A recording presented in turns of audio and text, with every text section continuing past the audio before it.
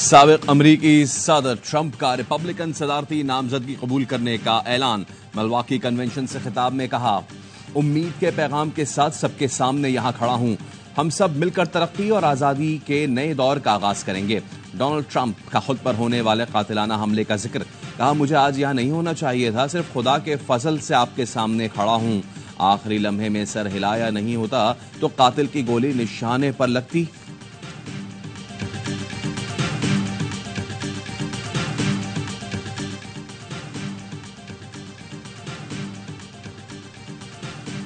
अमरीकी सदर बाइडेन ने इलेक्शन से दस्तबरदारी पर गौर शुरू कर दिया। सदर बाइडेन जल्द इलेक्शन से दस्तबरदारी का ऐलान करेंगे। साबिक सदर ओबामा और नैन्सी पेलोसी का भी सदर बाइडेन को इलेक्शन से दस्तबरदार होने का मशवरा। इलेक्शन नहीं जीत सकते, वक्त कम है, फैसले का ऐलान करें। अमरीकी मीडिया के मुताबिक सदर बाइडेन को मकबूलियत में कमी के सर्वे रिपोर्ट से भी आगाह किया गया।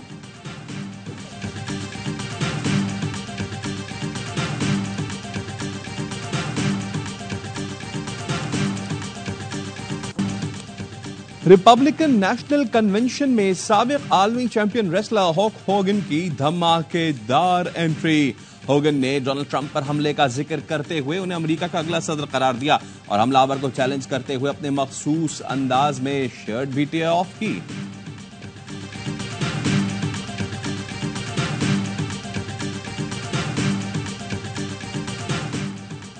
सिंध में मानसून बारिशों की एंट्री। हैदराबाद, ठट्ठा, टंडोलायार और मटियारी में रात गए मूसलाधार बारिश से जल थल एक। कराची के मुख्तलिफ इलाकों में भी बूंदाबांदी। महकमा मौसमियात के मुताबिक आज कराची, उमरकोट, बदीन, मिट्टी, इस्लामाबाद में बारिश होगी। कोयटा, लाहौर, इस्लामाबाद, पेशावर, कश्मीर और गिलगित बल्तिस्तान में भी बादल बरसने का इम्कान।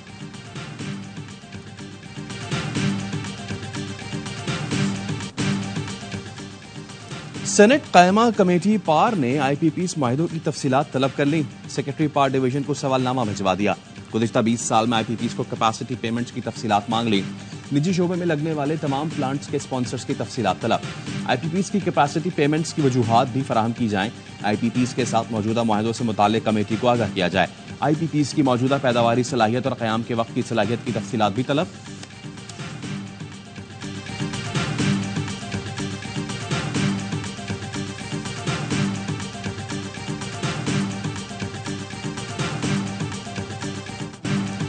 मुस्तफा कमाल का मुल्क में पार इमरजेंसी लगाने का मुतालबा।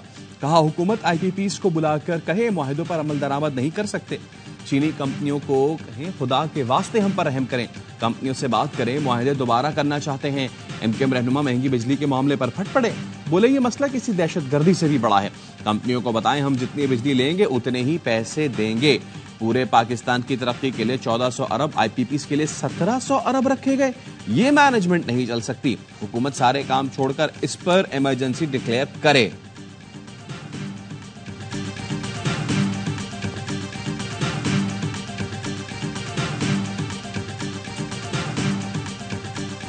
एक सॉवरन मुल्क है और ये किसी एक गवर्नमेंट में नहीं, ये बहुत सोच समझ के बहुत लंबे अरसे में हुए हैं। रियासत जो है वो मुआहदे होते हैं उनको पूरे करती है। अगली इन्वेस्टमेंट तो नहीं आ सकती जब तक आप पिछले मुआहदे उसे पूरा नहीं करेंगे। IPPs मुआहदे बहुत सोच समझ कर किए गए। पीछे हटेंगे तो बैरूनी सरमायाकारी कैसे आएगी? बिजली की कीमतों और दीगर माशी मसाइल से हमारा सियासी नुकसान हो रहा है। लीगी रहनुमा तलाल चौधरी की कराची चैम्बर ऑफ कॉमर्स में गुफ्तगू। कहा, IPPs और कैपेसिटी चार्जेस में जल्द कोई रिलीफ नहीं मिल सकता। बोले PIA के निस्कारी का अमल अगले चंद माह में मुकम्मल होगा। PIA के निस्कारी रुकी तो प्राइवेटाइजेशन प्रोग्राम को नुकसान होगा।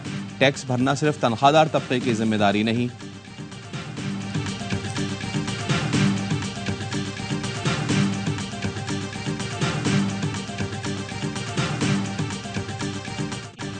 लगता है कोई ना कोई आईनी टूट फूट होने वाली है।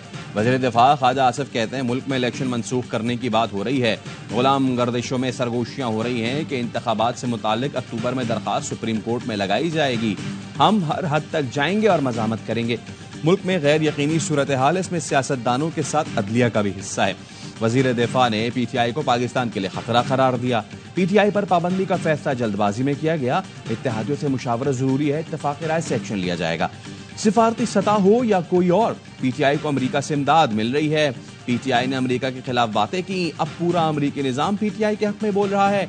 अमेरिका को अपसेट करने का हमारा कोई इरादा नहीं। नवाज शरीफ बिल्कुल भी गैर मुतहर्रिक नहीं।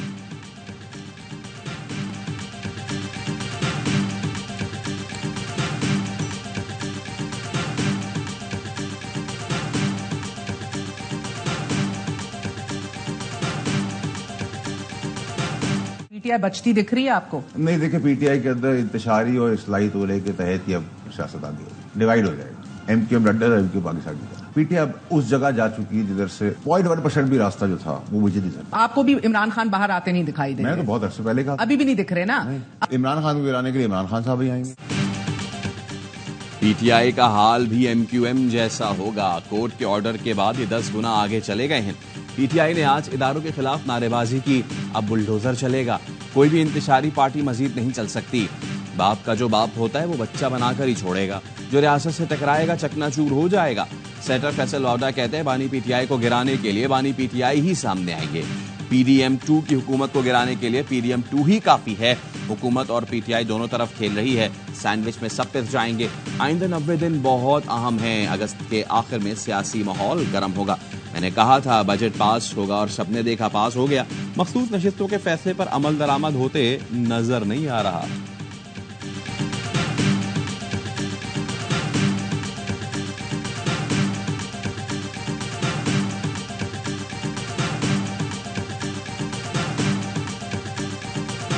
नवाज शरीफ हो गए, शहबाज शरीफ हो गए, मरियम नवाज हो गई। आपको याद होना चाहिए कि हमारे लीडर वजीर आजम इमरान खान साहब को आपने जेल में डाला, पार्टी नहीं कुछ नहीं गई। किसी का बाप भी पाकिस्तान तहरीक इंसाफ नहीं बैन कर सकता।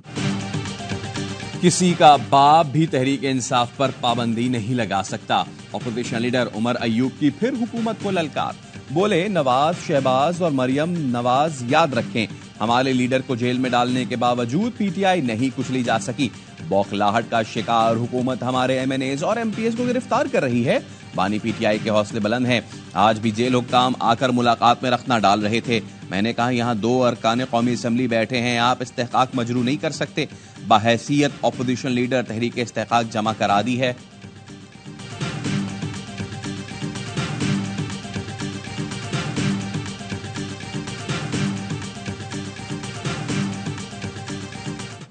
मखसूस नशिस्तों पर सुप्रीम कोर्ट का फैसला। इलेक्शन कमीशन अमल दरामद न कर सका। चीफ इलेक्शन कमिश्नर की जेरे सदारत इजलास। सिकंदर सुल्तान राजा के वीडियो लिंक के जरिए शिरकत। सुप्रीम कोर्ट के फैसले पर अमल दरामद से मुताल्लिक गौर हुआ। ब्रीफिंग दी गई और इजलास खत्म कर दिया गया। जराए ने बताया इलेक्शन कमीशन का मुशावरत जारी रखने का फैसला। आज फिर इजलास होगा। चीफ इलेक्शन कमिश्नर की chief justice Lahore high court Aalia Neelam से मुलाकात। इलेक्शन ट्रिब्यूनल्स की तश्कील का मामला जेर बहस आया। सुप्रीम कोर्ट ने ट्रिब्यूनल्स पर चीफ जस्टिस से मुशावरत की हिदायत की थी।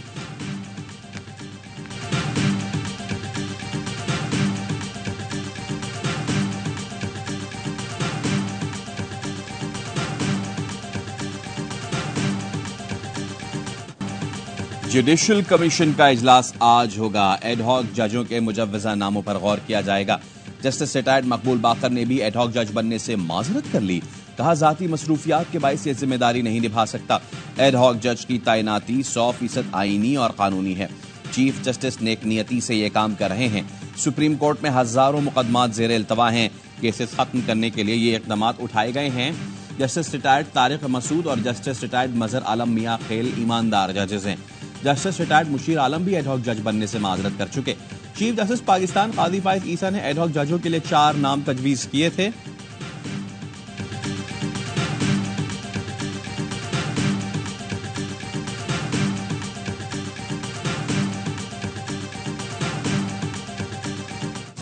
पीटीआई ने सुप्रीम कोर्ट में एडहॉक जजों की तैनाती की मुखालफत कर दी। चेयरमैन बैरिस्टर गौहर ने कहा सुप्रीम कोर्ट में एडहॉक जजेस लगाना मुनासिब नहीं। अपना मौकफ सुप्रीम जुडिशल काउंसिल भेज रहे हैं।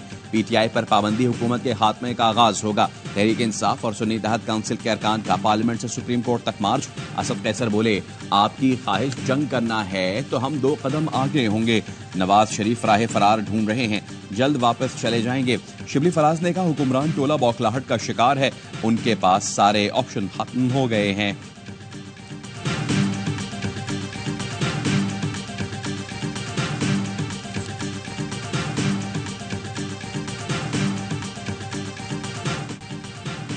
नजरे सानी केस एडहॉक जजों ने नहीं सुनना। नजरे सानी केस वही 13 जज सुनेंगे।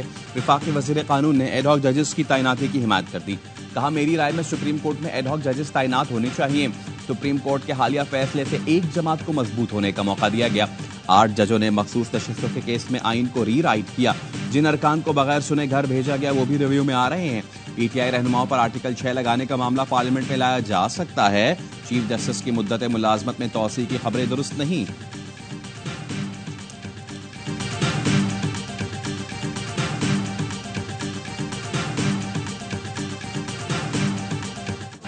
गरीब तबके पर टैक्स का इजाफी बोझ न डाला जाए। दौलतमंदों को टैक्स नेट में लाया जाए। एफबीआर डिजिटलाइजेशन के मस्बत नताइज सामने आना शुरू हो गए। टैक्स देने की इस्तात रखने वाले 49 लाख अफराद की निशानदही की गई। गुज़िश्ता 4 माह में टैक्स रिफंड में 800 अरब रुपए का फ्रॉड भी पकड़ा गया। वज़ीर आज़म शहबाज शरीफ की एफबीआर में इजलास से खिताब। शहबाज शरीफ ने कहा, सेल्स टैक्स रिफंड्स की अदायगी में कोई ताखीर बर्दाश्त नहीं की जाएगी। अक्टूबर की हर टैक्स दहंदा के लिए सिंगल सेल्स टैक्स सिस्टम को लागू किया जाए। वज़ीर आज़म की एफबीआर इन्वेस्टिगेशन डिपार्टमेंट को डिजिटल करने की हिदायत। इजलास में बताया गया, तोरखम चमन बॉर्डर्स पर तिजारत के लिए 1 विंडो सहूलियात मराकज़ कायम किए जा रहे हैं।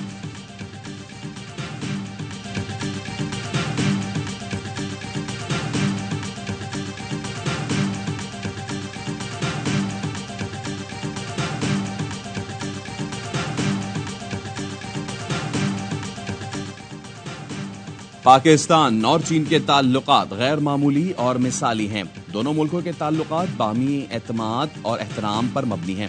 Army chief general Asim Munir का GHQ में चीनी पीपल्स लिबरेशन आर्मी के क़याम की 97वीं सालगिरह की तकरीब से खिताब। कहा, पाक फौज और चीनी पीपल्स लिबरेशन आर्मी के ताल्लुकात भी मिसाली हैं। दोनों अफवाज मुख्तलिफ शोबों में ताउन जारी रखे हुए हैं। तकरीब के मेहमान खुसूसी चीनी सफ़ी जांग जेरोंग ने कहा, कोई ताकत पाक चीन आहनी दोस्ती और अफवाज के भाईचारे को खत्म नहीं कर सकती। पाक फौज हमेशा दहशतगर्दी के खिलाफ जंग में सबसे आगे रही। पाकिस्तान और खित्ते के अमन इस्तेहकाम के लिए कुर्बानियां दी। दहशतगर्दी से निपटने के लिए अपने भाइयों के साथ मिलकर काम करने को तैयार हैं। चीनी सफ़ी ने तकरीब की मेजबानी करने पर army chief general Asim Munir का शुक्रिया अदा किया।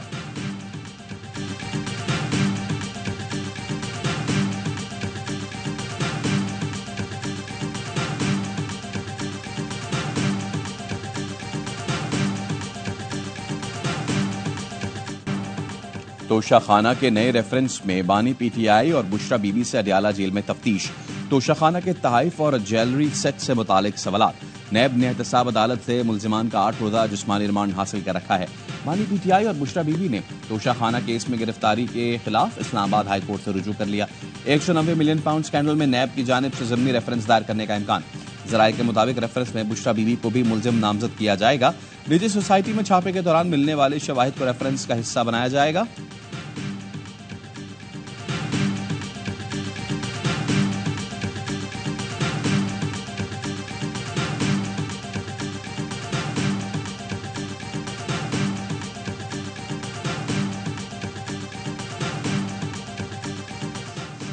बोर्ड ऑफ डायरेक्टर्स ने पाकिस्तान स्टील मिल्स बंद करने की मुखालफत कर दी। चेयरमैन बोर्ड ऑफ डायरेक्टर्स का स्टील मिल बंद करने का फैसला वापस लेने का मुतालबा। सदर, वजीर आजम, वजीर खजाना, SIFC और सेनेट की स्टैंडिंग कमेटी को खत लिखा। स्टील मिल्स बंद करने का फैसला उजलत में किया गया। मिल बंद करने से संगीन मुआशी और समाजी नताइज बरामद होंगे।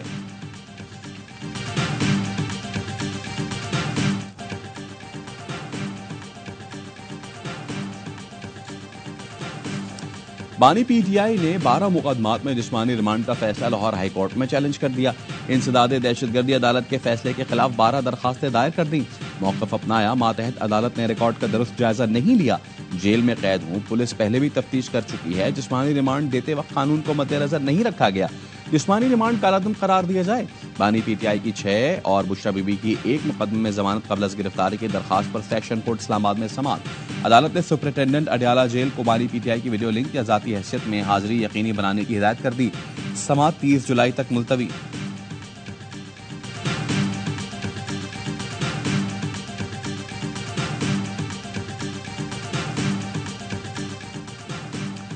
पाकिस्तान से तेल और गैस की बड़ी कंपनियां जा रही हैं। मुल्क में तेल और गैस कम होता जा रहा है। वजीर पेट्रोलियम मुस्तफा मलिक की कौमी असम्बली में की कायमा कमेटी में गुफ्तगू। कहा, आलमी कंपनियां उधर रुख करती हैं जहां कारोबार करना आसान हो। पाकिस्तान पेट्रोलियम लिमिटेड ने पुठवार रीजन से गैस निकालना शुरू कर दी। कुएं से यौमिया 550 बैरल ऑयल और गैस सिस्टम में डाली जाएगी। एलामिया के मुताबिक सप्लाई शुरू होने के बाद एनर्जी इंपोर्ट में कमी और गैर मुल्की ज़र मुबादला की बचत होगी।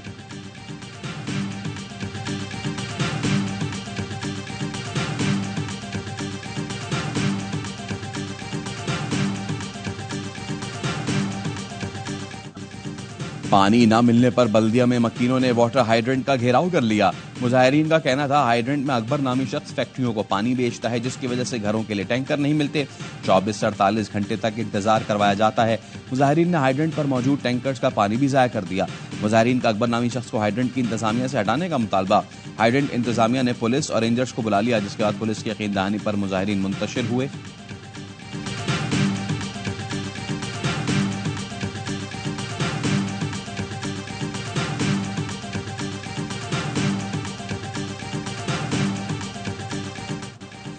कराची से तजावुजात के खात्मे के लिए सख्त इक़दामात का फैसला। वज़ीर आला सिंध ने एक हफ्ते में शहर साफ सुथरा करने की हिदायत कर दी। कराची से तजावुजात के खात्मे से मुतालिक इजलास बुला लिया। कहा, तजावुजात हटाने के लिए 2 हफ्तों में प्लान तैयार करना था। 1 हफ्ता हो चुका है, हिकमत अमली से आगाह करें। गुजरगाहों पर किसी किस्म की कोई रुकावट कबूल नहीं। सड़क पर पार्किंग की हरगिज इजाजत नहीं होगी।